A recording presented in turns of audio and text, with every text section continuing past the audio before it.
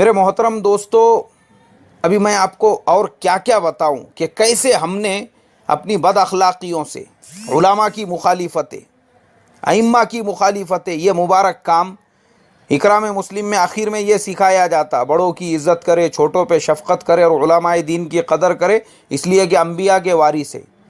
और हमने ये उलमा की कदर की कि हमारे साथी एक इमाम साहब नमाज़ पढ़ा रहे हैं, 15 साल से इमामत चल रही है उनकी उस मस्जिद में।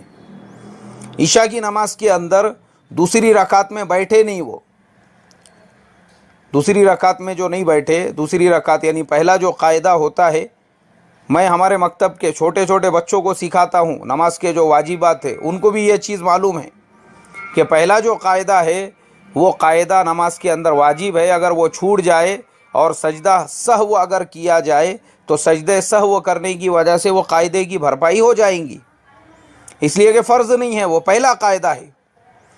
वो 15 साल का इमाम पहला कायदा उसने छोड़ दिया और सजदे सहव किया और नमाज मुकम्मल की। उसके सलाम फेरते ही 2-4 अकाबिर खड़े हो गए, अरे बहुत गलतियां कर रहे, बोले ये इनको कायकू रखे इमामत को, 1000 बार बोले हमने निकालो निकालो निकालो, सुनते नहीं बोले।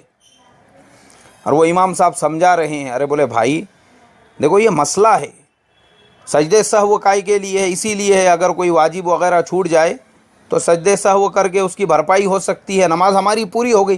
काई की नमाज हुई रे, बोले लगाओ रे, बोले वो मुफ्ती साहब को फ़ोन, वो अपने मुफ्ती साहब को, वो अपने मौलाना साहब को लगाओ फ़ोन, पूछो उनको नमाज हुई क्या, हमेशा नमाज ख़राब करते रहते बोले। ईशा के फ़ौरन बाद में मशवरे की मजलिस बैठी, 15 साल के इमाम को एक झटके में निकाल दिया गया। इमामों के गिरेबान पकड़ के मुसल्लों पे से खींचा गया। ये हमारे तबलीग के साथी, ये तबलीग हो रही है, ये इकराम मुस्लिम में सिखाया जा रहा है उलमाए दीन की कदर करना, ये कदर हो रही उनको। मुसल्लों पे से गिरेबान पकड़ पकड़ के खींचा गया उनको। अल्लाह ताला की ज़ात कैसे बर्दाश्त करने वाली थी, इसीलिए ये अजाब आया हुआ है। आज एक दूसरे की जान के दुश्मन बने हुए हैं। ये उलमा की नाकदरी करने का नतीजा है, ये उनको मुसल्लों पे से खींचने का नतीजा है। ये जो कुत्तों के जैसे लड़ाई झगड़े चल रहे हैं, एक दूसरे की जान के दुश्मन बने हुए हैं,